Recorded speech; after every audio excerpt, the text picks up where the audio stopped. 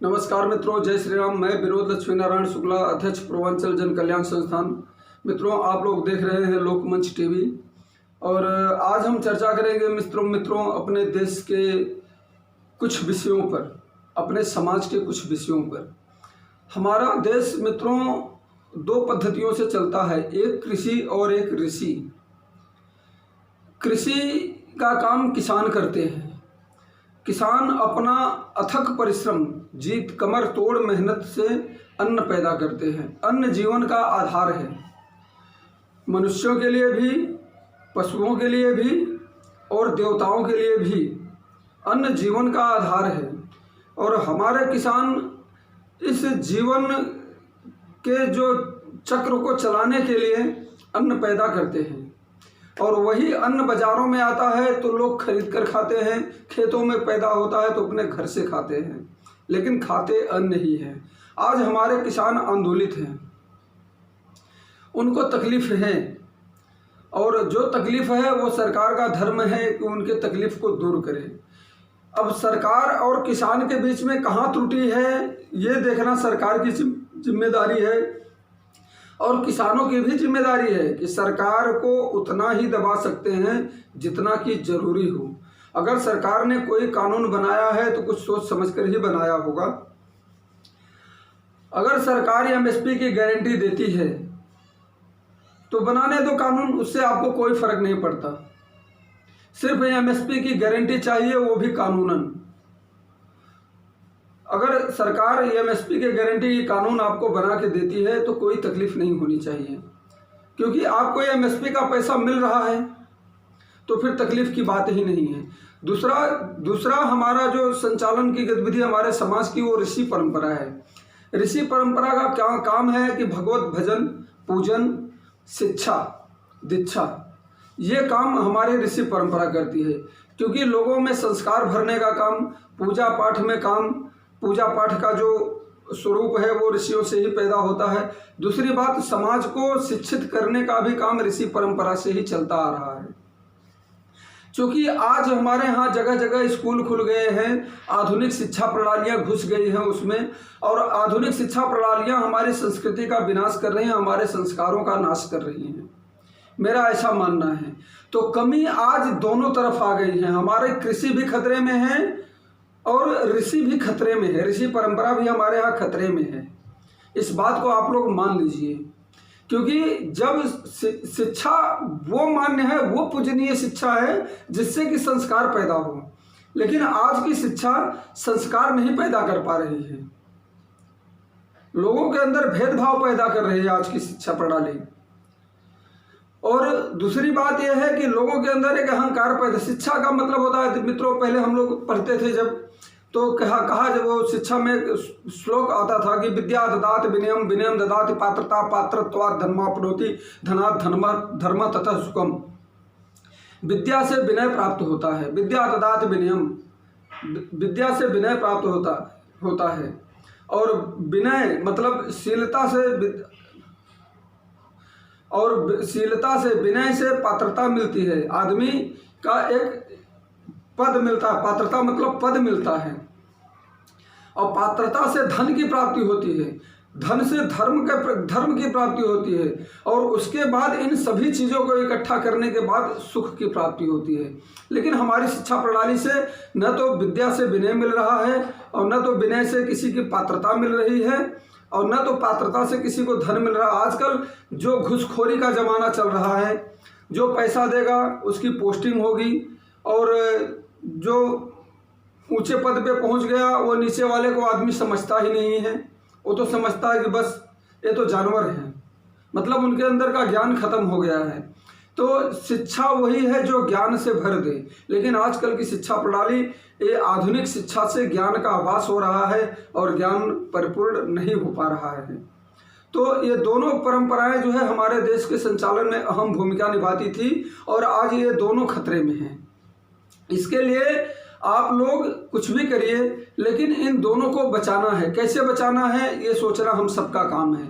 जो बुद्धिजीवी वर्ग हैं उनको आगे आना चाहिए, इस पर विचार करना चाहिए। नहीं तो आज किसानों के समर्थन में कुछ राजनीतिक पार्टियां खड़ी हैं तो कुछ किसानों के विरोध में खड़ी हैं। जो सरकार समर्थित राजनीतिक पार्टियां हैं वो किसानों का विरोध कर रही हैं, किसानों को कितना नीचे गिरा दें, कितना नीचे धकेल दें कि सरकार की जीत हो जाए।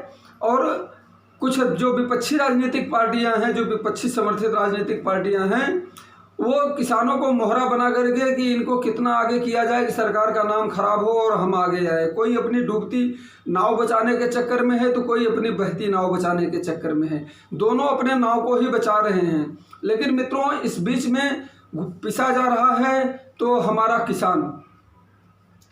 मित्रों, किसान हो, किसानों को आज सब जगह से खाली यही है कि इनको किसी तरह से बर्बाद किया जाए, मिटाया जाए।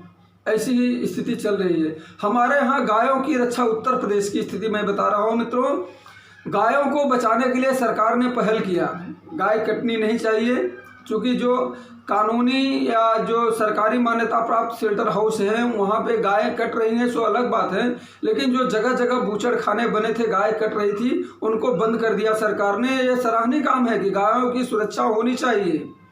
गाय हमारी माता है। मैं ये अपने पूरे जोर शोर से कह रहा हूँ, पूरे दिलो दिमाग से कह रहा हूँ कि गाय हमारी माता है और वो पूजनीय है। उसकी पूजा की जानी चाहिए, उसकी हत्या तो बंद हो ही जानी चाहिए। क्योंकि सरकार ने पहल किया, अच्छी पहल किया और बंद कर दिया। लेकिन सरकार के इस पहल से किसानों का सत्यानाश हो रहा है। आज गायें खेत को खा जा रही हैं।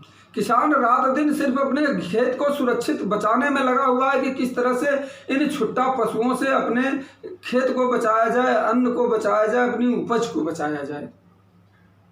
सरकार ने गाय बचाने के लिए जो कोशिश, जो पहल किया, वो आधी अधूरी है, वो पूरी नहीं है। जगह जगह गौशाला बनवाया, गौशाले का मालिक प्रधान को बनाया, सेक्रेटरी को बनाया, बीडीओ को बनाया, वहाँ पे गौ सेवक रखे गए। लेकिन आज उस गौशाला में गाय भूखे मर रही हैं ठंडी में। आज खुले आसमान के नीचे बंधी हुई हैं इस ठंडी में, और रोज किसी भी गौशाला में किसी भी गाय को भरपेट भोजन नहीं मिल रहा है, चारा नहीं मिल रहा है। गौ सेवकों को कहीं कहीं पगार भी नहीं मिल रहा है, उनका कोई ख्याल नहीं रखा जा रहा है। सब जगह उसमें भ्रष्टाचारी इतने व्याप्त हैं कि कहने वाली बात नहीं। सेक्रेटरी, बीडीओ और प्रधान, इन सबकी मिली भगत से गौशालाओं को और गाय के नाम पे लूट मचा के रखा हुआ है। और जो इसके खिलाफ आवाज़ उठाता है उसके साथ गुंडागर्दी, बदतमीजी या उल्टे पुल्टे केसों में फंसाने की धमकी दी जाती है। यहाँ तक कि जहाँ शेड्यूल्ड कास्ट का अगर प्रधान है तो कहता है कि मैं आपको SC/ST एक्ट में फंसा दूंगा। तो इस पे जितना समर्थन आप लोगों ने गाय के सुरक्षा के लिए किया है, सरकार की सराहना की है, उतना ही सुरक्षा गाय को सुरक्षित रखने के लिए भी करनी होगी।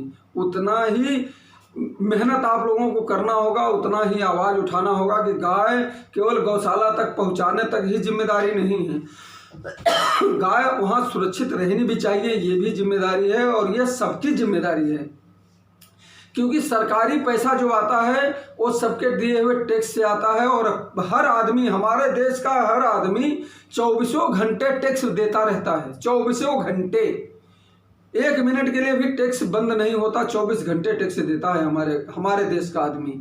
तो वो पैसा जो लगा हुआ है, हमारा पैसा लगा हुआ है, हमारे देश के लोगों का पैसा लगा हुआ है। हमारे देश का गरीब और भिखारी भी टैक्स देता है, इसके भी वो हैं। अब ये नहीं कह सकते कि नहीं गरीब और भिखारी टैक्स नहीं देते, वो भी टैक्स देते हैं। और सबका पैसा उसमें लगा हुआ है। जब सबका पैसा सरकार वहाँ पे खर्च कर रही है तो किस तरह से कर रही है, ये सबके देखने की जिम्मेदारी है। इसके लिए आप सब लोग उस गौशाला की सुरक्षा के लिए क्या हो रहा है, क्या नहीं हो रहा है, गाय सुरक्षित है कि नहीं है, उनको भोजन मिल रहा है कि नहीं मिल रहा है, वहाँ क्या तकलीफ है, आप लोगों की जिम्मेदारी बनती है कि आप लोग देखिए और उस चीज़ को उजागर कीजिए, प्रशासन तक पहुँचाइए, लिखित में पहुँचाइए। ऐसा नहीं है कि सुनवाई नहीं होती है। जब आप कंप्लेन ही नहीं करोगे सुनवाई किसकी होगी। आप लोग आगे बढ़िए, कंप्लेन कीजिए, सुनवाई होगी, जरूर होगी। एक से नहीं होगी, 2 से होगी, 4 से होगी, पूरा गांव, पूरा ग्राम सभा मिलकर के कंप्लेन दीजिए कि गौशाला में इतना बड़ा भ्रष्टाचार है। कैसे नहीं होगी सुनवाई? क्योंकि गाय केवल एक व्यक्ति की नहीं, गाय सभी के, जितने भी हिंदू समाज के लोग हैं, सबकी पूजनीय है। इसके लिए आंदोलन आप लोगों को करना ही होगा। जय हिंद मित्रों, जय श्री राम। अगर आप लोगों को वीडियो अच्छा लगे तो लाइक करें, कमेंट करें और सब्सक्राइब करें, शेयर भी करें।